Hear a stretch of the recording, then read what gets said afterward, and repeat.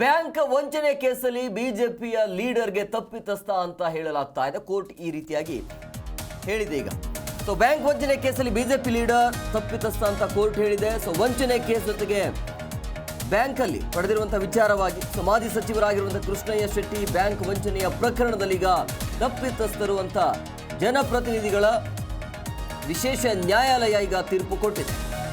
1993ರಲ್ಲಿ ಸಾರ್ವಜನಿಕ ಉದ್ದಿಮೆಗಳ ನೌಕರರಿಗೆ ನಕಲಿ ದಾಖಲೆಗಳ ಮೂಲಕ 7.17 ಕೋಟಿ ರೂಪಾಯಿ ಸಾಲ ಪಡೆದು ವಂಚಿಸಿದ್ದಾರೆ ಅನ್ನುವಂಥ ಆರೋಪ.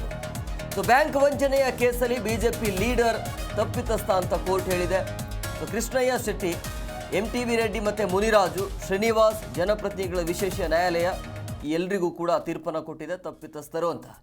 ಕೃಷ್ಣಯ್ಯ ಸೇರಿ 4 ದೋಷಿಗಳೆಂದು ಕೋರ್ಟ್ ಹೇಳಿದೆ. ಮಾಲೂರು ಕ್ಷೇತ್ರದ ಮಾಜಿ ಶಾಸಕರು ಇವರು ಕೃಷ್ಣಯ್ಯ ಶೆಟ್ಟಿ. ಸೊ ಜೈಲು ಶಿಕ್ಷೆಯ ಪ್ರಮಾಣವನ್ನು ಕೋರ್ಟ್ ಪ್ರಕಟ ಮಾಡುತ್ತೆ.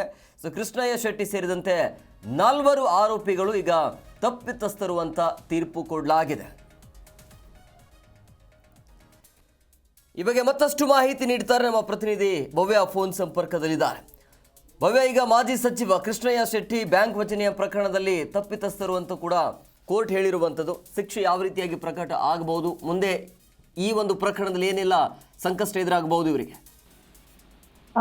ಎಸ್ ಕುಮಾರ್, ಈ ಹಿಂದೆ ಕೂಡ ಒಬ್ರು ಸಚಿವರಿಗೆ ಇದೇ ರೀತಿಯಾದಂತಹ ಜೈಲು ಶಿಕ್ಷೆ ಆಗಿತ್ತು. ತದನಂತರ ಅವರು ಹೈಕೋರ್ಟ್ ನಲ್ಲಿ ಜಾಮೀನನ್ನ ಕೂಡ ಪಡೆದಿದ್ರು. ಪ್ರಮುಖವಾಗಿ ಈಗ ಮಾಜಿ ಸಚಿವ ಕೃಷ್ಣಯ್ಯ ಶೆಟ್ಟಿಗೆ ಬ್ಯಾಂಕ್ ವಂಚನೆ ಪ್ರಕರಣದಲ್ಲಿ ದೋಷಿ ಅಂತ ಜನಪ್ರತಿನಿಧಿಗಳ ವಿಶೇಷ ನ್ಯಾಯಾಲಯ ಒಂದು ಆದೇಶವನ್ನ ಕೊಟ್ಟಿರುವಂತದ್ದು. ಅಂದ್ರೆ ಜನಪ್ರತಿನಿಧಿಗಳ ವಿಶೇಷ ನ್ಯಾಯಾಲಯ ರಾಜಕಾರಣಿಗಳಿಗಂತಾನೆ ಇರುವಂತದ್ದು. ಈ ರೀತಿಯಾದಂತಹ ವಿಚಾರಣೆ ಮಾಡಿದಾಗ ಸದ್ಯ ಕೃಷ್ಣಯ್ಯ ಶೆಟ್ಟಿ ಆಗಿರ್ಬೋದು, MTV ರೆಡ್ಡಿ ಆಗಿರ್ಬೋದು, ಮುನಿರಾಜು, ಶ್ರೀನಿವಾಸ ತಪ್ಪಿತಸ್ಥರೊಂದು ಆದೇಶವನ್ನ ಕೊಟ್ಟಿದೆ. ಸೊ 2012ರಲ್ಲಿ ಖಾಸಗಿ ಬ್ಯಾಂಕಿಗೆ ವಂಚನೆಯನ್ನ ಈ ಗ್ಯಾಂಗ್ ಮಾಡಿತ್ತು. ಸೊ ಕೋಟ್ಯಾಂತರ ರೂಪಾಯಿ ವಂಚನೆಯನ್ನ ಕೂಡ ಮಾಡಲಿತ್ತು.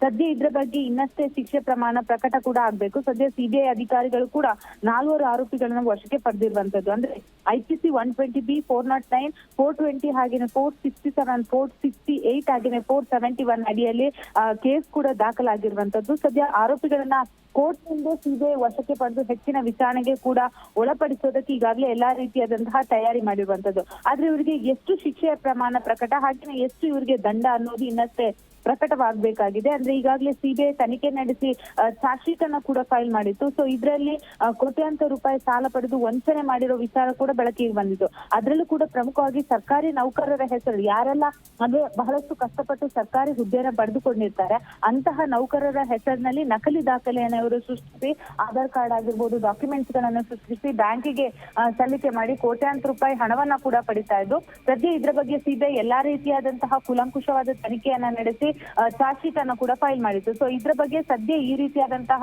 ಜನಪ್ರತಿನಿಧಿಗಳ ವಿಶೇಷ ನ್ಯಾಯಾಲಯ ಒಂದು ತೀರ್ಪನ್ನ ಪ್ರಕಟ ಮಾಡಿರುವಂತದ್ದು. ಸೊ ಇದನ್ನ ಯಾವ ರೀತಿ ಮಾಜಿ ಸಚಿವ ಕೃಷ್ಣಯ್ಯ ಶೆಟ್ಟಿ ಹಾಗೇನೆ ಇತರೆ ಅಂದ್ರೆ ಬೆಂಬಲಿಗರಿದ್ದಾರೆ ಯಾವ ರೀತಿ ಇದನ್ನ ಚಾಲೆಂಜ್ ಮಾಡಿ ಹೈಕೋರ್ಟ್ಗೆ ಅರ್ಜಿ ಸಲ್ಲಿಸೋದಕ್ಕೆ ಈಗಾಗಲೇ ಪ್ಲಾನ್ ಅನ್ನ ಕೂಡ ಮಾಡಿರುವಂತದ್ದು. ಹೇಮಕುಮಾರ್.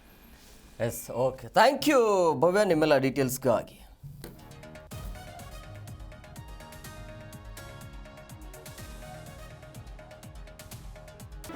ಜಿ ಕನ್ನಡ ನ್ಯೂಸ್ ಈಗ ನಿಮ್ಮ ಮನೆಯಲ್ಲೇ ನೋಡಿ. ಎಲ್ಲ ಕೇಬಲ್ಗಳಲ್ಲಿ ಈಗ ಲಭ್ಯ.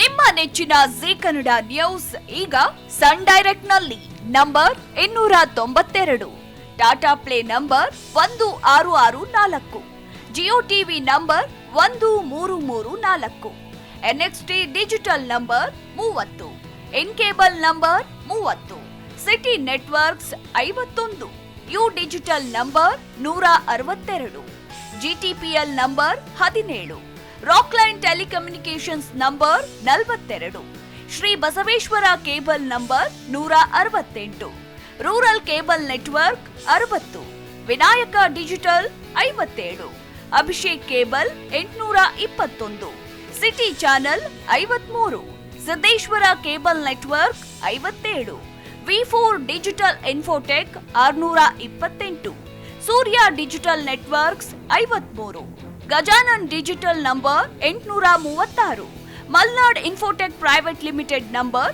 56, Metrocast number 830, Victory digital number 167ರಲ್ಲಿ ನೋಡಿ ಆನಂದಿಸಿ.